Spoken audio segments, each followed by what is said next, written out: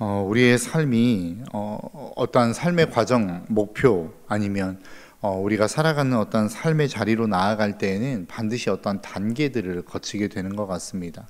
우리 아이들이 자라는 것도 마찬가지 아니겠습니까? 처음에 태어나서 울면 부모님이 모든 걸 다 해결해 주죠. 그런데 언제까지나 운다고 해서 부모님이 다 해결해 주는 것은 아닙니다. 어느 순간인가 자라면 이제 본인들이 직접 하기 싫어도 해야 될 일들이 있고, 그것들을 본인이 감당하며 나아가야 될 부분들이 분명히 존재한다라는 것입니다. 요즘 저희 아이들이 이제 수학 공부를 하고 있는데요. 수학 공부를 하는데 저희 둘째가 많이 이야기하는 게 뭐냐면 수학 너무 어려워, 이 얘기입니다. 수학이 굉장히 어려워하는 것 같습니다. 그리고 제가 배울 때 어떠한 수준의 산수의 수준은 아닌 것 같습니다. 참 어렵기 그지없습니다. 그런데 그 어려운 과정, 어렵다라고 하는 이야기는 무엇입니까? 지금 내가 익숙하고 잘할 수 있는 것보다 한 차원 높은 차원의 것들을 한다라는 이야기 아니겠습니까? 그것이 어찌 보면 성장해 간다라고 하는 의미가 될 수도 있는 것입니다. 그러니까 성장해 가기 위해서는 지금 내가 잘하고 있는 것, 잘할 수 있는 수준에 머무르는 것이 아니라 내가 하기 힘들고 어려운 단계로 도전해 가는 것들을 의미하는 것이죠. 그래서 우리가 수학 100점 맞으려면 1 더하기 1, 1 더하기 2 이것만 계속하면 100점 맞을 수 있을 겁니다. 그런데 거기에 머무르지 않고 우리가 잘 알지 못하는, 틀리지만 더 힘들고 어려운 과정 가운데로 나아가는 것은 그 다음의 과정을 또 밟기 위한 한 걸음 나아가는 과정이 된다라는 것입니다. 이처럼 우리의 인생에는 어떠한 과정들이 있다라는 거예요. 그 과정들을 밟아야만 더 나은 세계로 나아갈 수 있고 더 좋은 것들로 나아갈 수 있다라고 하는 것입니다.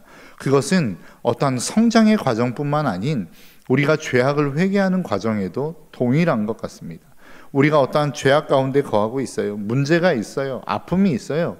그러면 그 문제와 아픔을 해결하는 데 있어서 분명한 어떠한 밟아야 될 단계와 과정이 있다라는 것입니다. 그 과정을 건너뛰어서 한순간에 그 과정들이 다 해결되어지지는 않는다라고 하는 것이죠. 오늘 본문의 말씀을 보면 이스라엘의 백성의 문제에 대해서 이야기하고 있습니다. 처한 현실에 대해서 이야기하고 있습니다. 처참한 현실들을 말씀하고 있습니다. 오늘 보면 11절부터 14절에서는 이스라엘 백성들이 그 어떠한 살아가는 삶의 어떠한 지위와 나이에 맞는 그 사람들의 수준에 따라서 어떠한 고통과 어려움들을 겪고 있는지에 대해서 이야기하고 있어요. 오늘 보면 11절은 부녀들 그리고 처녀들에 대해서 이야기합니다. 그들이 겪는 아픔이 무엇입니까? 욕보이는 삶을 살았다라는 겁니다. 하기 싫은 삶을 억지로 하게 만드는 삶, 그리고 누군가로부터 통제받는 삶을 살아가기 시작했다라고 하는 것이죠. 지도자들의 삶은 어떻습니까? 그들의 손에 매달렸다라고 이야기해요. 매달리다라고 하는 이 단어의 원문을 보니까 어떤 의미로 쓰여지냐면, 우리가 과거에 어떠한 사람을 처형하고 난 다음에 사람들이 볼 수 있도록 저작거리에 이렇게 매다는 일들이 있지 않습니까? 그 시체를 이렇게 전시하는 일들이 있지 않습니까? 그래서 그렇게 성문의 벽이라든지 그 성문 앞에 이렇게 사람의 시체를 매달아 놓는, 그 매달다라고 하는 의미를 가지고 있는 것입니다. 그러니까 지도자들을 죽여서 많은 사람들의 본보기로 삼기 위해서 이렇게 매달아 놓는 그 매달림을 이야기하는 것이죠. 그러니까 지도자들이 다 죽임을 당했다라는 거예요. 그리고 장로들은 어땠다라는 겁니까? 존경을 받지 못했다라고 이야기합니다. 청년들이 맷돌을 지며 아이들이 나무를 지다가 엎드려지오니 라고 이야기합니다. 그러니까 자신들이 하지 않아도 될 일들, 고통과 어떤 더 많은 가중되어지는 일들을 했다라고 이야기합니다. 그리고 14절은 노인들은 다시 성문에 앉지 못하며 청년들은 다시 노래하지 못하나이다. 그러니까 자신들이 해야 될, 마땅히 해야 될 일들, 성문에 앉아서 많은 사람들을 돌보고 청년들은 뛰며 자신들이 노래할 일들, 그렇게 하나님의 기쁨으로 예배하는 일들을 하지 못했다라고 이야기하는 것이죠. 이것이 이스라엘 백성들, 지금 현재 이스라엘 백성들이 겪고 있는 삶의 현실이다라고 이야기하는 겁니다. 그러한 현실 속에서 이스라엘 백성들이 지금 하고 있는 것은 무엇입니까? 그들이 왜 이러한 일들이 일어났다라고 이야기하고 있습니까? 에레미야가 어제 본문인데요, 5장 6절부터 7절은 그 원인에 대해서 이렇게 이야기합니다. 6절과 7절입니다. 우리가 애굽 사람과 아수르 사람과 악수하고 양식을 얻어 배불리고자 하였나이다. 우리의 조상들은 범죄하고 없어졌으며 우리는 그들의 죄악을 담당하였나이다 라고 이야기하고 있어요. 그러니까 지금 이스라엘 백성들이 뭐라고 이야기하고 있냐면, 우리의 현실이 이토록 처참하고 어렵고 힘든 삶을 살고 있는데 이 삶의 원인이 어디에 있느냐라고 이야기하면서 우리의 조상들이 범죄하였고 우리가 그 범죄함을 담당하고 있습니다 라고 이야기하고 있는 것입니다. 그런데 오늘 본문은 또 다른 이야기들을 하고 있지요. 그 이야기는 무엇입니까? 우리가 범죄하였기 때문이다 라고 이야기합니다. 16절입니다. 우리의 머리에는 면류관이 떨어져 싸우니 오호라 우리의 범죄 때문이니이다. 그러니까 이 이야기를 여러분 합쳐보면 무엇입니까? 과거에 우리의 조상들이 범죄했어요. 그리고 그 범죄한 내용들을 우리가 고스란히 답습했다라는 겁니다. 그렇기 때문에 그 범죄함의 답습을 통해서 지금 우리도 그 삶을 살아가고 있는 것입니다 라고 이야기하고 있는 거예요. 어제 집회에서 계속해서 이야기했던 게 무엇입니까? 이 포괄적인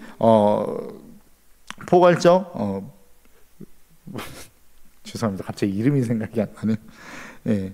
차별금지법, 포괄적 차별금지법이 통과가 되고 나면 많은 아이들이 지금도 여전히 어떤 동성애에 대해서 교육을 받게 되고 그것이 너무나도 자연스럽게 접하게 되어지는 상황을 맞이할 수밖에 없다라는 것입니다. 그렇게 되면 아이들은 그것이 죄악임에도 불구하고 너무나도 쉽게 그냥 그것들에 노출되어 있기에 그것이 죄악인지 모른다라는 것이죠. 그러니까 지금 이 본문에서 이야기하고 있는 과거에 우리의 조상들의 죄가 있었고 여전히 우리가 죄를 짓고 있습니다 라고 하는 것은 같은 의미입니다. 그들이 죄를 지으며 그 죄를 우리가 고스란히 답습했다는 거예요.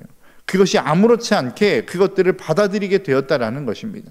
바알과 아세라를 섬기는 그 우상 숭배가 아무것도 아닌 것처럼, 너무나도 자연스러운 것처럼, 그들의 일상인 것처럼 그렇게 답습되어 왔다라는 거예요. 그러니까 오늘날 우리 세대도 그것들에 대한 죄악들이 죄악임에도 불구하고 그것을 죄악인지 인식하지 못한 채 너무나도 자연스럽게 그 일들을 행하며 살아오는 모습들을 발견하게 되었다라는 것이죠. 우리도 그럴 수 있다라는 것입니다. 그게 지금 이스라엘이 처한 현실이었다라고 성경은 이야기하고 있는 거예요. 예레미야는 그 이야기를 지금 하고 있다라는 것입니다. 그런데 그들이 그 모든 죄악들, 그렇게 우리의 조상들이 지었던 그 죄악들을 우리가 답습하여 여전히 짓고 있다라고 하는 그 현실에 대한 현실 자각을 지금 하고 있는 거예요. 우리는 지금 죄를 지었습니다. 우리가 하나님 앞에 범죄했습니다. 그런데 그들이 그 범죄함 속에서 그렇게 그 범죄함으로 말미암아 얻어진 그 모든 죄악의 현실의 고통 속에서 그들이 그 현실을 벗어나기 위해서 지금 하고 있는 일이 무엇이다라고 이야기하고 있느냐? 예레미야가 5장 6절은 이렇게 말씀하고 있는 거예요. 우리가 애굽 사람과 아수르 사람과 악수하고 양식을 얻어 배불리고자 하였나이다. 그러니까 그 수많은 고통과 어려움과 연약함 속에서 그들이 지금 취하고 있는 태도가 뭐라는 거예요? 애굽 사람과 손잡았다는 거예요. 아수르 사람과 손잡았다는 거예요. 그래서 그들이 그 손잡음을 통해서 양식을 얻고자 했다는 겁니다. 배고픔을 해결하고자 했다라는 겁니다. 한마디로 이야기하면 지금 어떤 행동을 하고 있는 거예요? 눈앞에 있는 현실의 고통의 문제를 해결하는 그 어떠한 현상의 치유만을 하는데 급급해 있다라고 이야기하고 있는 것입니다. 여러분, 우리도 그렇지 않습니까? 우리의 인생 가운데 때로는 공고함이 있습니다. 삶에 만족하지 못하는 모습이 있어요. 행복하지 못한 삶을 살아가는 우리의 모습을 발견하게 되어진다라고 하는 것입니다. 그러면서 우리가 취하고 있는 행동이 도대체 뭐냐는 거예요. 어떤 행동들을 지금 우리가 지금 취하고 있느냐라고 하는 것이죠.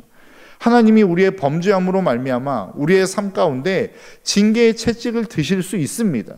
많은 분들이 그런 이야기 하지 않습니까? 한국교회 그리고 한국사회 지금 하나님이 우리를 징계의 채찍으로 치고 계시는 때이다. 그런데 우리가 지금 하고 있는 행동들이 무엇이냐는 거예요. 우리의 자녀들을 위해서 우리가 그들을 위해 하고 있는 행동들이 뭐냐는 거예요. 그들이 더 좋은 성적을 얻을 수 있도록, 더 성공할 수 있도록 우리는 지금 그들을 학원의 자리로 내몰고 있지 않느냐라고 하는 것입니다. 더 많은 돈과 더 많은 명예와 더 많은 인기를 얻기 위해서 우리도 열심히 세상에서 어떤 성공을 위해서 스펙을 쌓기 위해서 살아가는 삶을 살아가고 있지 않더냐라고 하는 것입니다. 이스라엘 백성도 마찬가지였다는 거예요. 죄악으로 말미암아 고통이 찾아왔어요. 배고픔이 찾아왔어요. 어려움이 찾아왔단 말이죠. 그래서 그들이 지금 하고 있는 행동이 무엇이냐는 거예요. 그 당시에 힘이 있는 나라들 애굽과 아수르에 붙어서 양식을 얻고 배고픔을 해결하기 위해서 열심히 노력하며 살았다라는 거예요. 여러분, 우리가 열심히 노력하며 산다는 것이 나쁘다라는 의미를 이야기하는 게 아닙니다. 우리가 다른 사람들과 함께 연합하여 그 도움을 받으며 우리의 삶의 자리에서 배고픔을 해결하는 것 나쁘다라고 말씀드리는 거 아니에요. 그런데 진짜 제가 말씀드리고 싶어 하는 게 무엇이냐, 오늘 본문이 우리에게 말씀하시고자 하는 게 무엇이냐, 하나님을 놓친 채 자꾸 현상만을 해결하려고 하는 모습이 잘못되었다라는 겁니다. 하나님이 진짜 우리의 삶 가운데 징계를 내리셨다면, 하나님이 진짜 우리의 삶 가운데 고난을 허락하셨다면 그 고난을 통해서 하나님이 지금 우리에게 말씀하시고자 하는 게 무엇이냐는 거예요. 그것이 바로 오늘 본문 19절부터 시작되어서 마지막 22절까지 하고 있는 말씀입니다. 그리고 그 말씀을 통해서 우리가 지금 무엇을 해야 되는지에 대해서 분명하게 말씀하고 있어요. 여호와여, 주는 영원히 계시오며 주의 보좌는 대대에 이르나이다. 주께서 어찌하여 우리를 영원히 잊으시오며 우리를 이같이 오래 버리시나이까. 여호와여, 우리를 주께로 돌이키소서. 그리하시면 우리가 주께로 돌아가겠사오니 우리의 날들을 다시 새롭게 하사 옛적 같게 하옵소서. 주께서 우리를 아주 버리셨사오며 우리에게 진노하심이 참으로 크시니이다. 지금 이 힘들고 어려운 상황 가운데 다른 많은 지도자들, 다른 많은 정치가들, 그들이 했던 일들은 무엇이냐면 현상을 해결하기 위해서 열심히 동분서주했다는 거예요. 애굽을 찾아다니고 아수르를 찾아다니면서 정치적으로 그 일들을 해결하려고 했다는 거예요.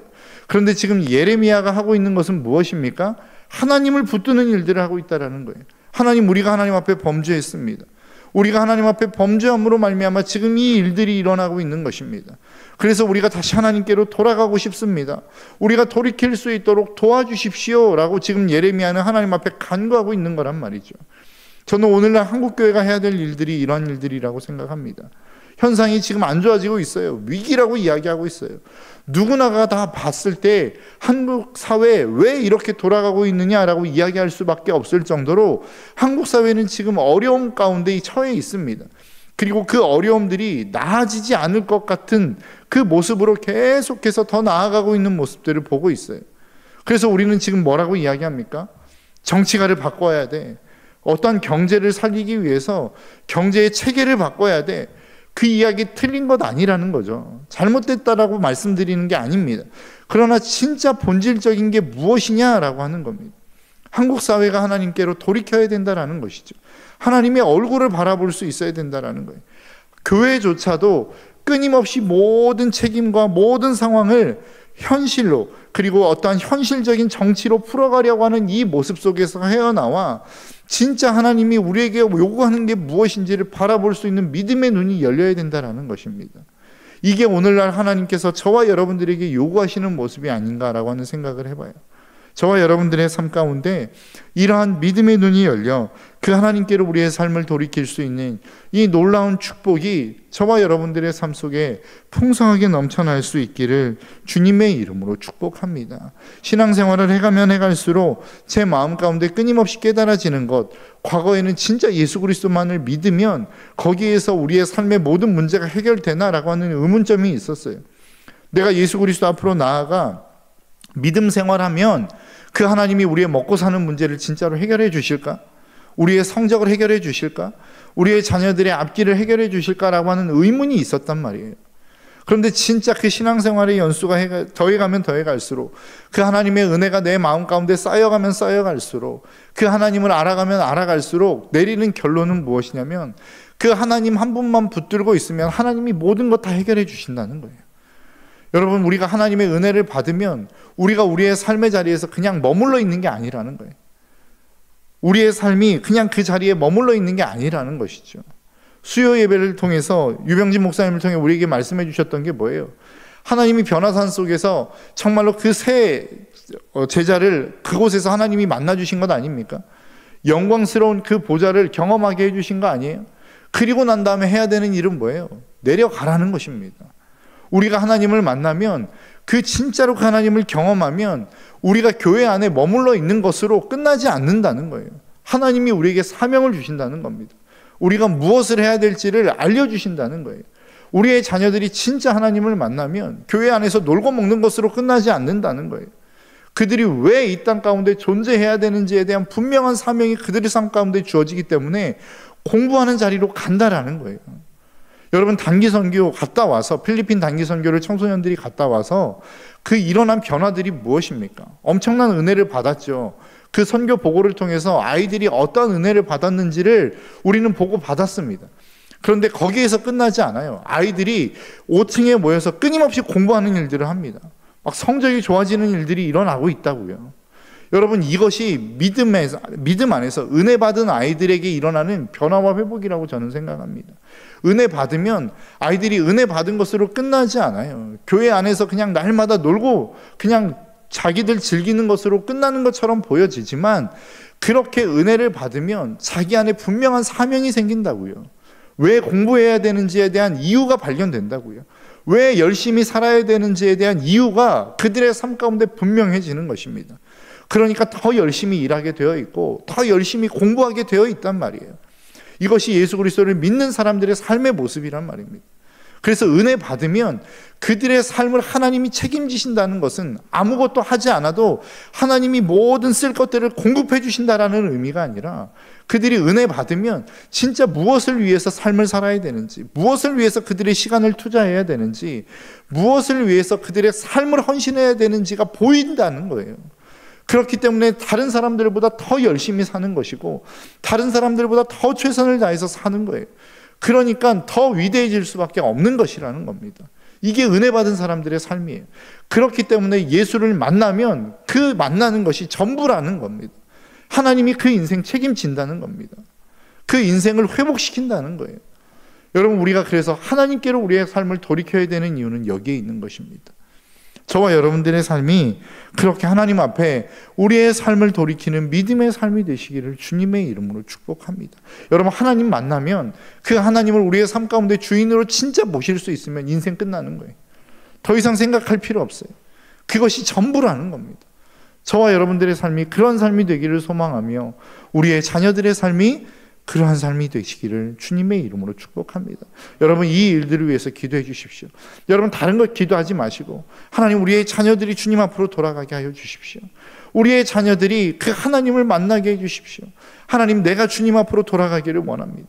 내가 그 하나님을 만나기를 원합니다. 그래서 우리가 하나님을 만날 수만 있다면 우리의 인생 끝나는 거라고요. 더 이상 돌아볼 필요 없는 거란 말입니다. 우리의 삶이 그러한 삶이 될 수 있기를 주님의 이름으로 축복합니다. 기도하겠습니다.